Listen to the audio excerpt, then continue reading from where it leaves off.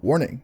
This review will contain spoilers for Xenogears and Xenosaga Episode 1, Der Wille zur Macht. Reviewer TectonicImprov has only played the first part of the Xenosaga series, and as such has no knowledge of events in future games. If any of you were to spoil the events of Xenosaga Episode 2 or 3, TectonicImprov will be very upset with you, and may not review future games in the series. In 1998, Japanese video game company Squaresoft released the cult classic role-playing game Xenogears on the Sony PlayStation. It wasn't as huge of a hit as Square's flagship series, but its impact was powerful nonetheless. Despite being a title rife with development troubles, director Tetsuya Takahashi and scenario writer Xenosaga delivered a once-in-a-lifetime experience that was truly greater than the sum of its parts. After butting heads with Squaresoft's executives shortly after Xenogears' release, Takahashi, Saga, and several other members of the Xenogears team would depart from the company, creating a new studio, Monolith Soft, as a means of fulfilling the true vision both Takahashi and Xenosaga had in mind when creating the story of Xenogears. Their first title, Project X, began development for the brand new Sony PlayStation 2, and in 2003, Americans would get their hands on the spiritual successor to Xenogears, Xenosaga Episode 1, Der Wille zur Macht. Welcome to Repstugog. I'm TectonicImprov, and it's time to stare into the abyss. Normally with these reviews, I try to keep the writing as focused on one game as much as possible, but I hope you can all understand how difficult that would be with a game like Xenosaga. Its history with Xenogears is linked down to the very DNA that only giving the latter a mere passing mention would feel like sticking my head in the sand. Now, this isn't Reps 1 GOG, nor is Dusty from Blue Bidya game anywhere close to the letter X, so discussion on Xenogears will only ever come up as a means of providing context to something from Xenosaga. Although, if you want to know my thoughts, I have a review in my backlog, okay thanks. Since Xenosaga is a spiritual successor, it's not canon to Xenogears. You won't be completely lost if you didn't play it beforehand, although anyone who plays Xenosaga can expect to do the Leo pointing meme every hour should they have played Gears prior to Saga. We can get more into dev history at the end, but it should be stated now that Xenosaga was intended from the start to be a multi-part game series, hence the episode 1 in the title. Astoundingly, it was going to be 6 fucking games. To say this was ambitious would be an understatement. Nowadays, the thought of a game series being 6 parts and releasing before the child playing it graduates college is laughable, but even back over 20 years ago, that's a lot of games, and Xenosaga being an RPG with a runtime of about 30 hours means the story was a true behemoth. So why don't we stop beating around the bush and get into it? Xenosaga is a sci-fi story taking place thousands of years into the future.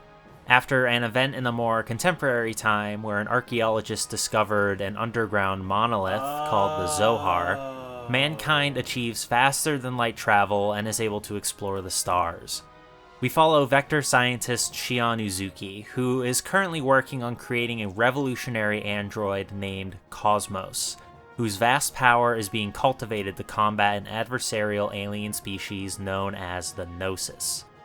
When the vessel Shion is stationed on, the Woglinde, gets ravaged by these creatures, Cosmos is suddenly awoken from her resting pod and rescues Shion just moments before she is about to be killed by one of these creatures. Shion, Cosmos, a Federation commander named Cherenkov, and her lab assistant/admirer Alan manage to escape the Woglinde before it completely capsizes and are rescued by a nearby salvager ship called the Elsa. And from here, they meet many other players in this grand narrative that would prove to be more important and more connected than they may seem at first glance. Initially, I was surprised that a character like Shion Uzuki was positioned as our main protagonist. It seems that Shion as a character is pretty divisive in the Xenosaga community, but personally, I didn't really have much of a problem with her. It's clear that between all of her rebukes at people's attempts to get closer to her, that she's suffering from some sort of depression or arrested development, likely thanks to the trauma of seeing a previous incarnation of Cosmos murder her former partner/love interest in cold blood right in front of her. I'm sure there's a lot of weird feelings about seeing Cosmos running around when this is how the last version ended up. With all that said, I'm not entirely invested in her character. I understand that her arc is intentionally incomplete, but there wasn't really much to chew on with Shion past the halfway mark of the game, since the spotlight shifts to another member of the group afterwards. I'm curious as to why she has remained human despite coming into contact with the Gnosis, but these are questions that will remain unanswered for now. Cosmos is your typical emotionless robot character. She's a being of pure logic, making decisions that no empathetic human would ever consider. There's obviously more to her than meets the eye, but again, it remains to be seen if her arc is the tried and true, she can learn to feel just like humans can. And to be clear, I don't actually hate that trope or anything.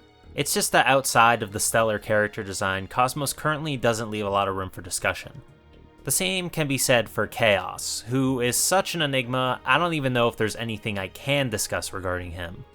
He's currently the most mysterious main character in the entire game if you ask me. Then there's Ziggy and Momo. The former of the two is positioned as a pretty major player early on into the story, when he's sent to infiltrate an enemy faction's space station and rescue Momo from her captors. Ziggy, or Ziggurat 8, is a cyborg built from the body of a deceased man who was revived against his will and basically conscripted to be a soldier for this Ziggurat corporation. It's genuinely one of the most unsettling pieces of lore in the entire game, and very Philip K. Dick. His motivation for rescuing Momo is that he'll finally get the last of his memories from his past life wiped so they can stop burdening him. Truly chilling stuff. Once he rescues Momo, who gives him the name Ziggy by the way, there's a clear father-daughter relationship being built between the two. But sadly, Ziggy gets sidelined pretty hard once our final party member, Junior, joins the team. Junior is admittedly an interesting guy as well, but once he shows up, his backstory and problems end up taking over a bulk of the story in the second half of the game. And if that wasn't enough, he also gets an arc with Momo. Poor Ziggy, man. The salvager ship Elsa ends up crossing paths with Ziggy and Momo, attempting to evade pursuing vessels from the UTIC organization, who are trying to recapture Momo. Why do they want Momo in the first place? And why am I capitalizing her name in my script? Well, it's because Momo isn't exactly... Oh, you didn't know I was capitalizing her name? Right. Sorry. You probably didn't notice Chaos isn't capitalized either then. Anyway, Momo is an artificial being known as a Realian. They're basically mass-produced synthetic humans that assist mankind in fighting the Gnosis. The 100 series Realians specifically are capable of using something called the Hilbert effect to bring the normally incorporeal Gnosis into the prime material plane, which in turn makes them capable of being killed. This is also something Cosmos is capable of, albeit on a much larger scale. This Hilbert effect is certainly valuable, but it's not why UTIC wants Momo. They want Momo because inside of her body are the notes of her creator/father, the late Dr. Joachim Mizrahi.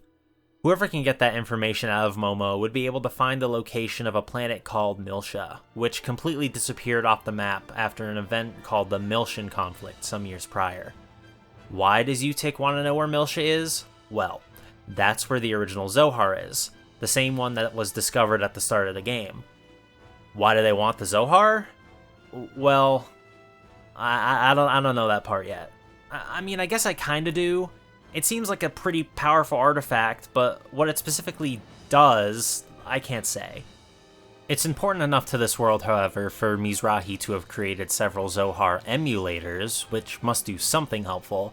Otherwise, the characters in this game are attracting the Gnosis with these Zohars for no good reason. What was I talking about again? Right, Momo and Ziggy. The Elsa ends up rescuing these two from their pursuers, and they're assimilated into the party. The only character left is Junior, who ends up joining the group after a pretty long dungeon where the Elsa gets absorbed by a massive Gnosis. And it's here where I really began sinking my teeth into the combat of Xenosaga.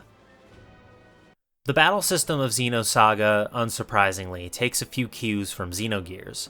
Although even veterans of Xenogears will only have a decent grasp on this battle system, Saga has its own tricks up its sleeve to make it stand out. The game will give the player the turn order of the next few characters, and each character can act accordingly. Each turn also cycles between a specific modifier: extra damage for attacks, additional end of battle points on a kill, extra energy for the character's boost gauge, and finally, no modifier at all. A lot of the strategy in battles revolves around playing with the cycle of modifiers, so the player characters get the most beneficial ones while the enemies are left out in the cold. In fact, there's an early Gatekeeper-esque boss fight that's designed around getting that point across. You might be wondering how you're supposed to manipulate the game to give the player characters the modifiers when they cycle in a set order. The way to do it is to use the boost gauge each character is assigned. By doing attacks in battle, this gauge rises. When it completely fills up, the character is given a point, to a maximum of 3, that the player can spend to cut in line of the turn order, assuming they already don't have a turn in the current queue. This system is actually pretty cool, and if the player knows what they're doing, they can absolutely bully enemies by tag teaming them with back-to-back boosts. That said, enemies are capable of boosting as well, and since only one character can boost per turn, they can block efforts at boosting with lightning precision since they're computers and can boost frame perfectly once the option is available.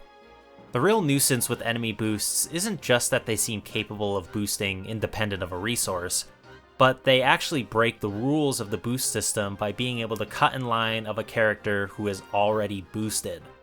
On one hand, I get that if the enemies didn't have this edge in battle, the game would be stupidly easy to anyone who has a grasp on this mechanic. But on the other hand, it just feels cheap spending a boost to block an enemy from getting the attack buff modifier, only for the game to decide for itself that actually no, Albedo will be getting that modifier after all, thank you. Speaking of Albedo, he's what I'd consider the main antagonist of Xenosaga Episode 1. Much like Xenogears, there's an ensemble of villains, each with their own goals that only somewhat align. But before I can really get into who Albedo is, I need to talk about his brother, Junior. He's the aforementioned final party member, and despite his appearance, he's a pretty important guy. He commands a massive space cruiser called the Durandal, which travels across the stars and tends to pick fights with the troublesome UTIC organization. He's a little stubborn, but his heart's in the right place, and he just so happens to be in league with the crew of the Elsa. Technically, he's their boss. Junior also has another brother named Guinan, who has his own sway with a vessel called the Kukai Foundation. So we've got Guinan, Junior, and Albedo. Albedo and Guinan appear to be in their mid to late 20s, while Junior seems to be about 14. Despite this, Junior is referred to as the older brother. I just thought I'd reward you for all the hard work you've done for us recently. Have I gone too far? Don't go shooting that thing all over the place. Remember, you're older than I am. Try to act like it once in a while, all right? Sweet! As for why his appearance seems to have stalled since the Miltian conflict, we don't know yet. We do know, however, that all three of them aren't human either. They're all something called URTVs, which are meant to suppress some sort of energy known as Udu. Are we given explanations for what these are? No! Okay, well, I think we can put together that Udu has something to do with the Gnosis. This is backed up by the revelation that Cosmos is also capable of dealing with Udu. But as for what a URTV is, no clue. We get a lengthy backstory flashback that implies they may have been used as some sort of child soldier project during the Miltian conflict, but concrete answers elude me. I'm sorry if I keep coming off like a broken record here, but Xenosaga Episode 1 has a lot, and I mean a lot of world building, and features a bunch of questions it has no intentions of answering. There's in fact a whole game mechanic about looking up the lore of the game inside the game itself. And it's spoken in like a omniscient narrator perspective. Like seriously, look at this. But okay. That in and of itself is fine. It's Xenosaga Episode 1 after all. But the problem I have with Xenosaga Episode 1's narrative is that its ratio of intrigue and payoff is heavily skewed towards the intrigue. According to Tetsuya Takahashi, Episode 1 was only able to encapsulate about half of the story that they wanted for their initial 6-game plan. So if this series continued at the rate it was going from the first title, we would have been looking at 12 fucking Xenosagas. Final Fantasy hadn't even made it to 12 yet. Regardless, it's clear to anyone who plays Xenosaga that this game was not the whole story they wanted to tell. It's a testament to how massive this project was too, because there's enough cutscenes in this game to make the likes of Metal Gear Solid blush. I've played a lot of RPGs in my time, and Xenosaga's cutscene to gameplay ratio might be one of the most skewed I've ever experienced in my entire life. I think the first time the player isn't inundated with a load of, fully voice acted by the way, cutscenes for longer than an hour is inside of the Gnosis, where they're treated to a lengthy dungeon with only the occasional pause for a cutscene. This Gnosis dungeon was also where I finally started to figure out what the deal was with the mechanics of the game outside of the battle system directly. Beyond the broad strokes, Xenosaga is terrible at onboarding the player to many of its different leveling up systems. Like most RPGs, Xenosaga has leveling up, that's self-explanatory I feel, but there's a few other points being allocated at the end of a battle too. Tech points, no relation, ether points, and skill points. Let's start at the least important and work our way up to the most. Skill points can be spent on equipment. By spending the required amount, the player can equip a character with the unique skill a wearable item would give them without having to equip the item. I felt this was the least important of the three systems because I barely interfaced with it the entire game, and I don't feel as though my experience was heavily affected by that. In fact, because I didn't have enough unique equipment, I couldn't increase my skill level, so many of the more valuable skills were unable to be synthesized in my playthrough until the literal final dungeon. There are some crazy skills you can get in this game though. I got a lot of use out of the start with a full boost gauge skill, for instance. The second most important points are the ether points. Ether is the magic in this game, and these points are spent by going through each character's admittedly very medicated spell skill tree. Seriously, when I got a look at these, I thought they just weren't showing me everything there was to see. Not the case. There's not a lot to see. What's cool about these ether skill trees is that once a character learns a move, they can spend ether points to give the skill to other characters. Usually in RPGs, I like it when each character has a distinct role only they can play, but unless the player resigns themselves to hours of grinding, they can only expect a little bit of flexibility from the system, since the skills get very expensive very quickly. Which is why it bothers me that the game is so cagey about explaining what exactly an ether skill is before the player buys it. Sometimes the name and its corresponding symbol explain itself, but sometimes I truly had no idea what I was buying between the two options, giving me huge analysis paralysis. How am I supposed to choose between ether flair and dandyism when I have no idea what either of those are supposed to do? Finally, there's tech points. These are the most valuable points enemies drop in this game. They're arguably more important than experience points even. As the characters level up, they'll learn these moves called tech attacks, again, no relation. These are moves that are stronger than the average attack performed by simply hitting square or triangle in battle. They can also have powerful effects like hitting every enemy in a row or dealing a special type of damage. Anyone picking up this game will want to be using tech attacks as often as possible. The problem is that using a tech attack not only puts the character on cooldown in the turn order, it also requires them to spend 6 points during one attack when they only get 4 at the start of a turn. Which means if the player wants to use a tech attack, they need to intentionally hold back in the prior round. This is where tech points come in. In the tech attack menu, the player can spend points to increase the power, lower the cooldown, and most importantly, reduce the cost of a specific tech attack. Fittingly, this is the most expensive of any of the options, but it's totally worth the price, as the character's damage output will increase drastically when using tech attacks every turn. Ironically though, the same cannot be said for increasing the damage of a tech attack. Players are actually better off spending their tech points elsewhere, because tech attacks actually play double duty as another resource they can use directly to increase the stats of a character. It makes more sense to increase the character's attacking stats directly so all of their tech attacks will be more powerful, as opposed to just the singular tech attack getting the buff. There's a limit to the amount of times the player can increase a character's stat. It's capped at the maximum total between all the current members in the party, meaning that Shion cannot increase her ether attack stat higher than Cosmos's. That is, until Xion levels up and her ether attack becomes the new cap for the stat. This quirk of the mechanics has been dubbed stat syncing by the Xenosaga community, and it's an important thing to learn for anyone looking to optimize their playthrough. Personally, I was content not engaging with this aspect of the game, but eventually I felt forced to figure it out. The difficulty curve of Xenosaga was, for the most part, fine. There were a few road bump bosses, but nothing that felt too unreasonable. But once I entered the penultimate dungeon, the Song of Nephilim, I found myself completely overwhelmed by the random encounters of several enemies, all of which outsped my party and were able to tack on hundreds of damage on the board before my team was even able to put a dent in their 4-digit health pools. It was a ridiculous difficulty bump that left me without much choice but the grind for a few hours. Not for levels, but for tech points.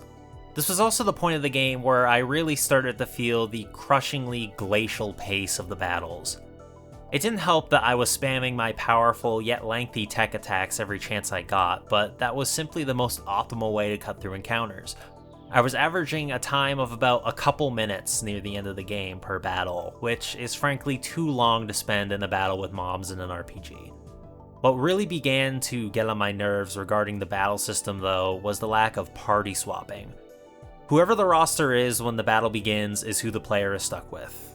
There were several instances where I found myself in the middle of a fight with a suboptimal party arrangement, helpless to do anything about it. The slow pace of the battles was certainly annoying, but I think the most disappointing aspect about the battles, and by extension, the entirety of Xenosaga, was the soundtrack. Xenosaga was composed by Yasunori Mitsuda, a composer with plenty of incredible soundtracks under his belt at the time. Chrono Trigger, Chrono Cross, Mario Party, and most importantly, Xenogears. His compositions for Xenogears in particular are some of the best in the entire genre, so needless to say, my expectations were fairly high going into Xenosaga. Hell, Mitsuda gets top billing in the opening credits, so I think those expectations were fairly placed. Unfortunately though, I found myself coming away from Xenosaga disappointed in the soundtrack. And not necessarily because I found the songs to be of poor quality. They're definitely below par when compared to his previous soundtracks, but they're not grating to listen to in a vacuum. The problem with Xenosaga's soundtrack arises by simply playing the game. For long stretches, there's just no backing track during exploration. The Woglinde, Elsa, Durandal, Kukai Foundation, the Gnosis Body. Almost every location uses ambient diegetic audio save for special moments. The only true blue exception is the Song of Nephilim dungeon, which treats the player to the titular song ripped from Mozart notwithstanding.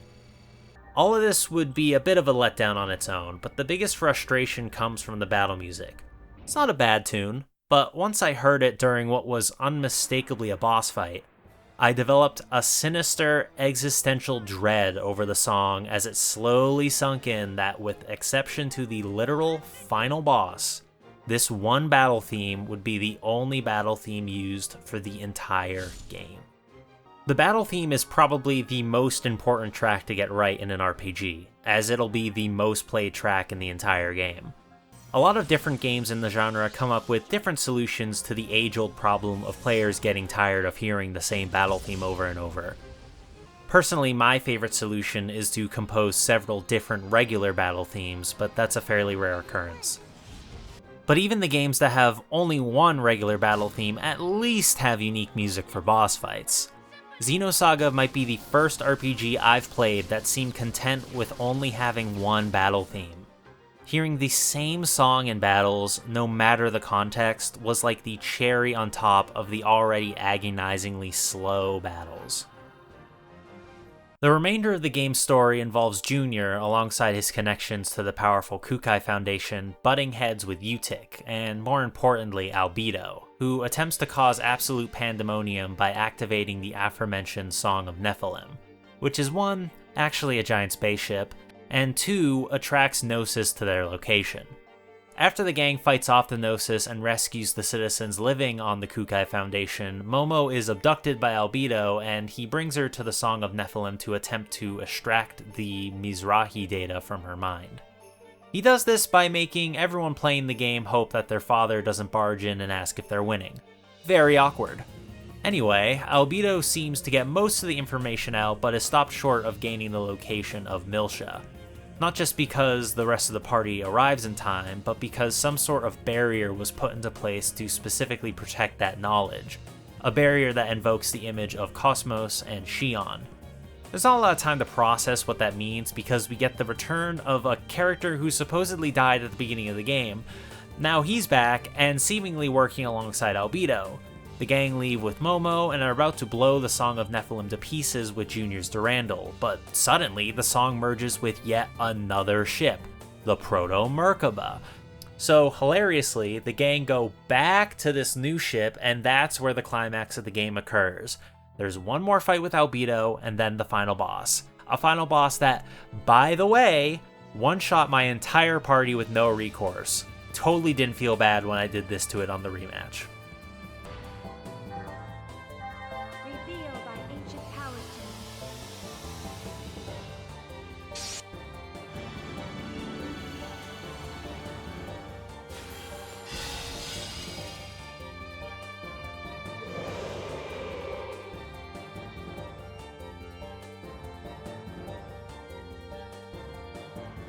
We get a big self-destruct/escape sequence, and the game ends with Cosmos and Chaos using their respective powers to give the freighter ship Elsa a safe landing on second Milsha.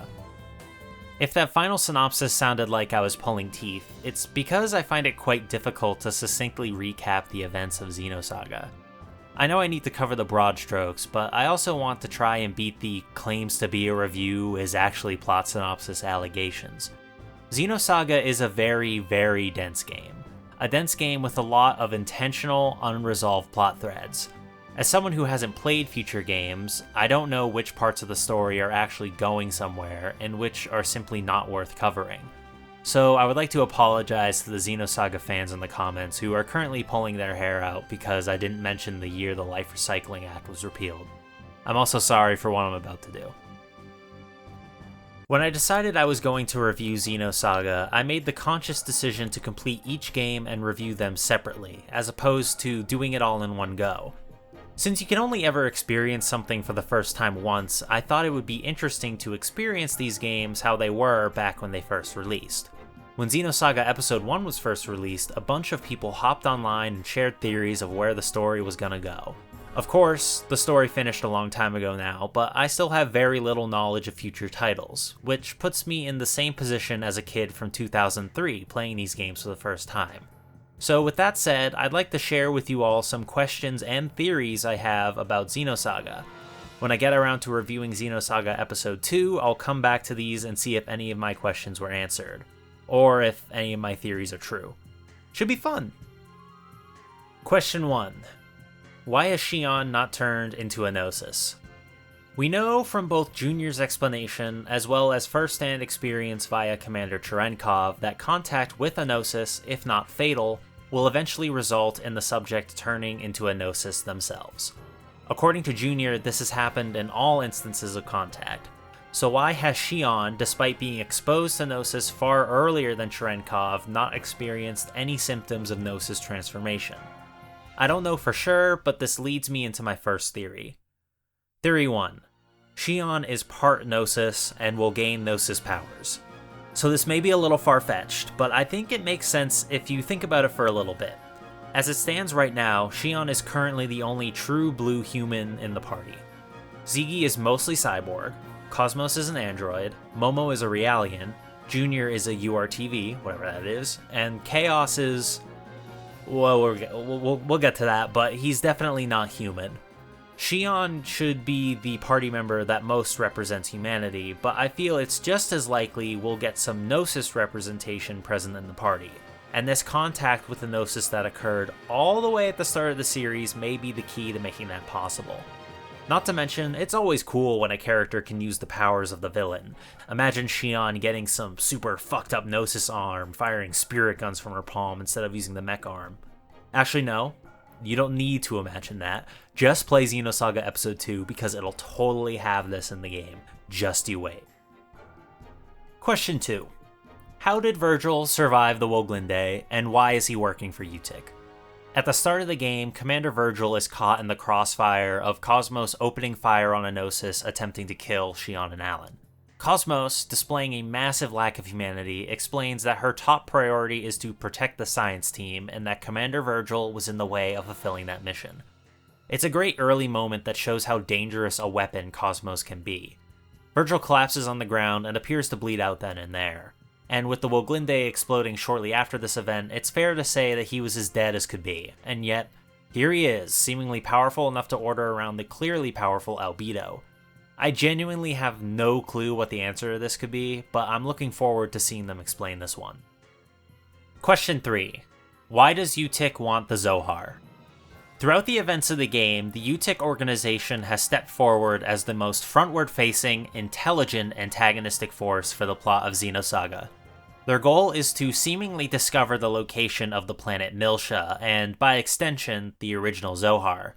UTIC's presumed leader, MERCILESS, is even willing to ally with psychopaths like Albedo to achieve this goal. But what do they want with the Zohar exactly? We know that the object is what kickstarted humanity's vast expansion into the stars, so it's clearly powerful. Is their goal as simple as galactic domination? I would hope it's a little more interesting than that. Question 4. What the fuck is Chaos? Okay, so this is a good one. Chaos is by far the most mysterious character in the entire game. He never talks about himself, has some sort of past with the likes of the equally mysterious Nephilim, and is capable of destroying Gnosis by merely touching them with his bare hands. A lot of characters in this game are capable of doing some pretty extraordinary things, but Chaos's abilities take the cake. So who the hell is he? What's his deal? Theory 2. Chaos is an angel sent to judge humanity. So despite Chaos offering up very little about himself throughout the game, I feel really confident in this one. All of his moves evoke angelic imagery or just are straight up named Angel something. He grows angel wings for crying out loud.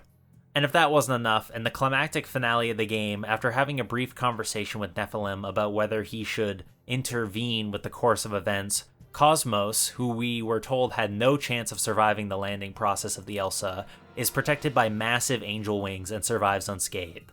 Now, we know Cosmos can also sprout angel wings, but I think it's pretty clear that this Deus Ex Machina is meant to represent Chaos deciding once and for all that he's going all in to assist humanity in the fight against the Gnosis. Speaking of... Question 5. What are the Gnosis? In the grand scheme of things, the Gnosis threat is actually pretty new to the world of Xenosaga. They only started appearing throughout the galaxy after Joachim Mizrahi caused the Milshan conflict, presumably by fucking with the Zohar and creating emulators of it. Remember kids, don't use emulators, or else incorporeal space aliens will turn you into salt. It's possible that they're simply mindless aliens, but again, I think Xenosaga has a better explanation in store. Perhaps it's this? Theory 3. Gnosis are fourth-dimensional beings sent to punish humanity for advancing too far in their technology. Admittedly, I'm working off some meta-knowledge with this one, partly because of the events/inspirations of Xenogears, and partly because of the name Gnosis, which is the Greek word for knowledge. I haven't delved much into this throughout the review, but the Xeno games take a lot of inspiration from philosophers like Carl Jung, Sigmund Freud, and of course, Friedrich Nietzsche. The subtitle of the game, Der Wille zur Macht, is taken from one of Nietzsche's beliefs of mankind's ability to achieve something called the will to power, which in a nutshell is about achieving self-actualization and being the best version of yourself. I'm not a Nietzschean scholar or anything like that. In fact, I read a few of his books for this review and found myself barely comprehending what the guy was talking about. At this rate, I'll never figure out Finnegan's Wake. Anyway, another huge influence on the Xeno games are the Gnostic depictions of Christianity. What is Gnosticism? Ask me again in a few months, but you can think of Gnosticism as a sort of catch-all term for a long-dead sect of Christianity that had, shall we say, different interpretations of the creation myth. The most famous deviation would probably be that the Book of Genesis, unlike modern interpretations, does not depict Adam and Eve disobeying God and eating from the fruit of knowledge at the behest of the devious serpent. Instead, it posits that the God that kept them trapped in the Garden of Eden was in fact not a god at all. and that the serpent is the Christ-like figure gifting humanity with knowledge, or gnosis. Again, these are the broadest of strokes, but if we keep this version of the story in mind, then the creatures known as the Gnosis in Xenosaga start to make the gears turn a little, no pun intended. Could their name be ironic? Was Yohei Mizrahi's attempt to replicate the Zohar meant to parallel Eve eating from the fruit of knowledge? Were the Gnosis sent by a sort of false god, also known as a demiurge, wrathful that humanity has achieved enough power to the point that they shall be as gods? Perhaps. There's also another character in this game that fits the role of a demiurge, so I'm not wholly confident in my assessment here, but I'm definitely onto something, and I'm looking forward to trying to figure out all of this in future games. I read books for this game, viewer. Question 6. Will Cosmos eventually gain humanity? As stated earlier, Cosmos displays practically zero humanity at the start of the game, but of course, like with most android characters, begins to ask some curious questions which prove that there's much more to her than meets the eye. I don't think there's really all that much to this. I'm just curious if this is the direction they're gonna go with Cosmos, or if they're gonna take a sharp right turn and surprise me, for better or for worse. Question 7. Will I use the mechs in future games? Probably not. They felt pretty superfluous, and with all the other systems I needed to navigate, I didn't want to learn yet another nuance of the battle system. If they improve them, maybe. Xenosaga Episode 1 left me feeling pretty mixed. Its presentation, from voice acting to graphics, are very nice, even for the time. Its battle system is unique and engaging, and the story left me curious and wanting more. But all these things don't seem to come together and create a cohesive game that feels good to play. It's a slow burn of a game. From the constant plot threads that won't be followed up on until future games, to the literal moment-to-moment gameplay. But it's not just that, it's also super uneven. In a genre known for talking players' ears off, Xenosaga Episode 1 might just take the cake for the chattiest RPG I've ever played. A lot of the story is delivered in voiced cutscenes, probably even more than the likes of Juggernaut release Final Fantasy X. I didn't measure them or anything, but it certainly felt like there was more. Monolith Soft and Namco seem to be all in on the Xenosaga project. Of course, we all know that the original 6-game plan did not pan out, but at the very least there is a conclusion to this narrative. And despite the first game's uneven start, I'm looking forward to seeing it through. This is Repstugug after all. Thank you for watching, and I'll be back soon.